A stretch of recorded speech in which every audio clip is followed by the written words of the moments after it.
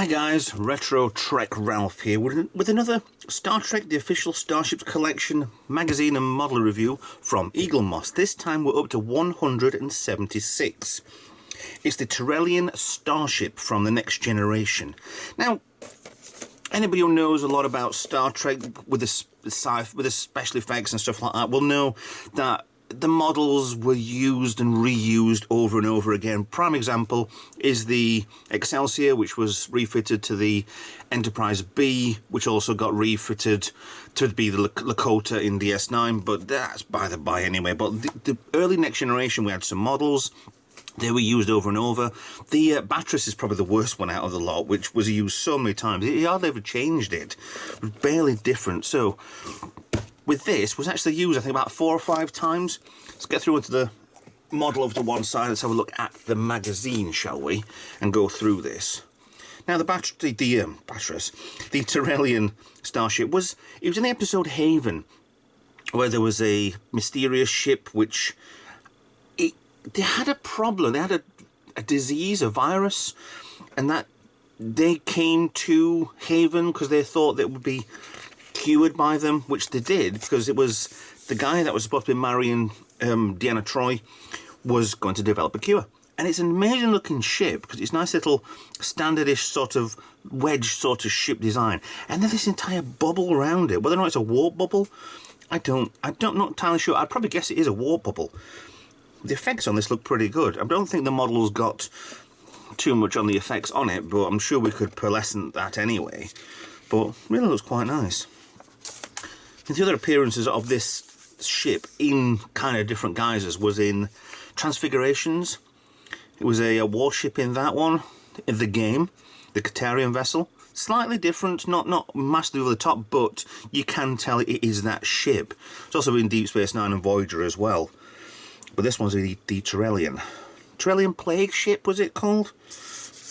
Yeah, yes.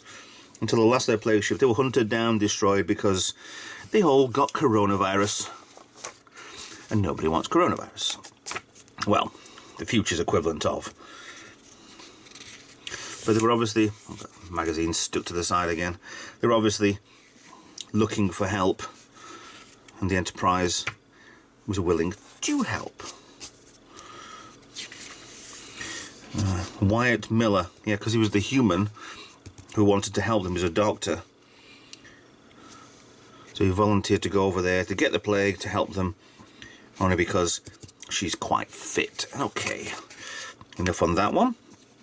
I mean, some absolute brilliant effects on this. I mean, this is probably the HD version, the revamped special effects version, but looking really nice. Designing it, I mean, it could have been, it looks nice, Starship sort of, and then there's this effect round here. It looks like they wanted to do the bubble, whether or not it was that sort of colour in front of it, sort of bubble. But that kind of looks a lot like the pod from Discovery, obviously with the pilot in the centre of it.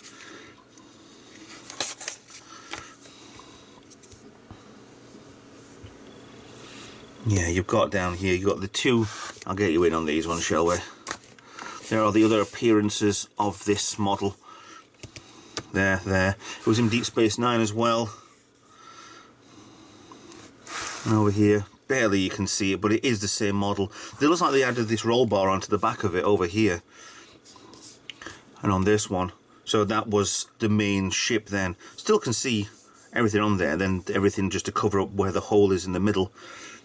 Or on the back, but this section here would have been covering over that ball, the dome section.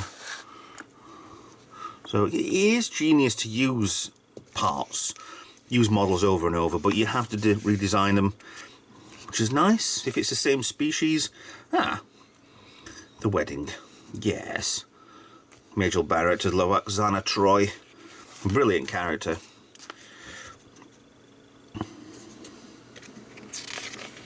Seen him before somewhere, something lately. Is he? No. Rob Knepper, I'm sure I've seen him in something, don't know-ish, sci-fi-ish. Ah well, it'll come to me eventually, or if you can put in the comments below. we'll figure out who or what he's from. Armin Shimmerman as well played the box, the announcement box from Luaxana, telling Deanna that that she was going to get married. If you don't know who Armin Shimmerman was, he plays Quark on Deep Space Nine. So, coming up soon, the Sheliak colony ship. That's in 177. Can't believe we're 177. Really, really plodding along with these, aren't we? So, let's get rid of that. Let's get into the model, because this is my favourite part. Getting these out. 3039A/A, if anybody's following. Ooh. Now, I'm not entirely certain about the section in the middle, but this feels metal on top. I'm guessing you can see a line there. The bottom section is plastic, as well as the dome is plastic, obviously. We don't have transparent aluminum yet. Okay, that's just, there's nothing extra than this. It's a nice ship. Lovely dome on it. Those are two sections of the dome, top and bottom. You could never really tell if there is a part going through this on the ship. I never realised it, but it's there. So you'd probably go through, if it is a warp bubble, you would go underneath it, through it, or go around to get to the back of the ship. Okay, let's zoom in quite a lot here, shall we? Right, front section reminds me so much of a Ferengi ship. I'll obviously assume that that round circular dot there in the middle is the bridge. Let's come down and have a look. Thrusters maybe, the red dots. Windows look fine. And alignments. I think on some levels they could have possibly painted that dome. Use that as a base, and then possibly some sort of pearlescent. But I think if they'd have not used clears and not done it right, it would probably have looked absolutely diabolical. A splat of paint here, splat of paint there, so they must have just maybe left it towards it. It looks nice, doesn't it? It really looks nice. It reminds me now of the Liberator from Blake 7. Because that's got the dome on the back and it's encased in the bodywork of the ship. Different colour, obviously. I have a review of my model of the Liberator, as well as other Liberator models that were out in the 70s and 80s. Going to check out that one. Let's go on the channel and just search. There's no detail here. What are these parts here? They're blue windows. Yeah. Let's come back up the ship to the front.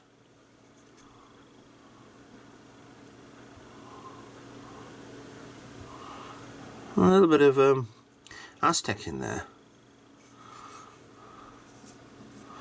The front end view, mind my shaking, this is quite zoomed in. That's quite nice, that. The view that you would have seen normally would have been that.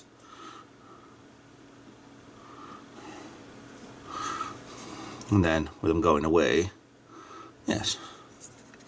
That's a nice ship, that. There's nothing much to this, but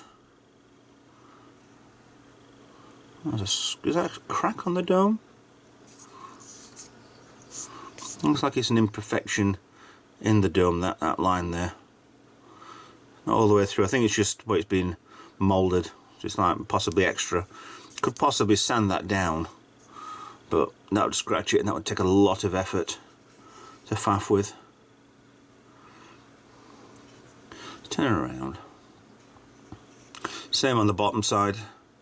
This hidden section.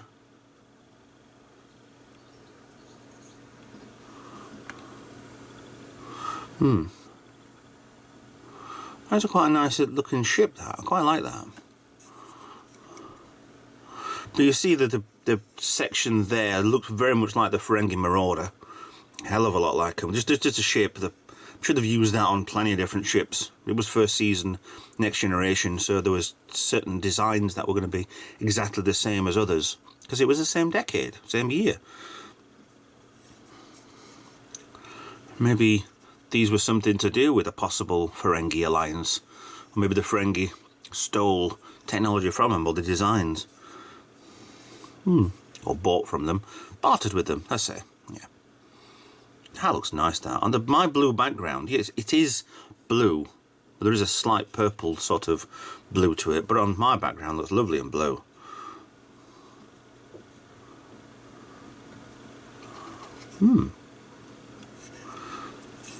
See, they've got these sections here.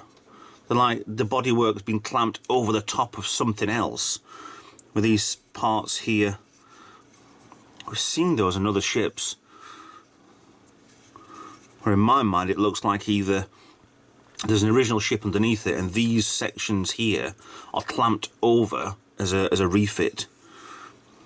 Or it's just my imagination going crazy.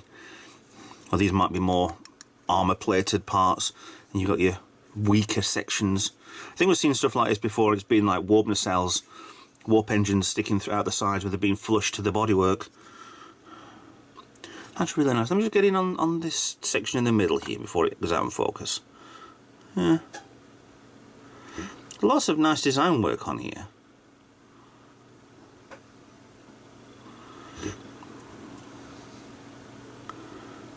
There's my hand. Yeah, I quite like this. It's a ship that you would have seen if you'd gone through the Next Generation series and wanted them to have it. But let's see how the stand goes actually. Possibly on the back, so that's a balancing act on the back there. And once it's on a stand on your display, then that's there. Ooh! It sprung out. Not go that way then, you think? No, it has to go that way. It makes sense to go that way, but there's a splits on the back of there, it doesn't go flush against it. But I'm not trying any further than that because I don't like the stands. Simple as, they all look a little bit weird and stuff, so I don't use them. I don't display these. I love to get them out every so often and play with them. Well, not play with them, just have a good look at them. And I will be doing more reviews of these, the older models, once it's all finished and done with in a few months' time, and getting my favourites out and different collections out anyway. So, with that in mind, thank you for watching. Please like and subscribe. I'm on social media, just have a look, search Retro Ralph. I'm on Patreon if you want to help out the channel. A little donation every month. If you want to donate something, if you've got any spare models and I could do something with that you don't want anything you don't use, you don't care about, just throw them, even if they're broken. I could possibly even use them for parts. Just get in touch, either tweet me, or there's an email address in the YouTube channel description. With that in mind, thanks for watching, and I'll see you in another video. Bye for now.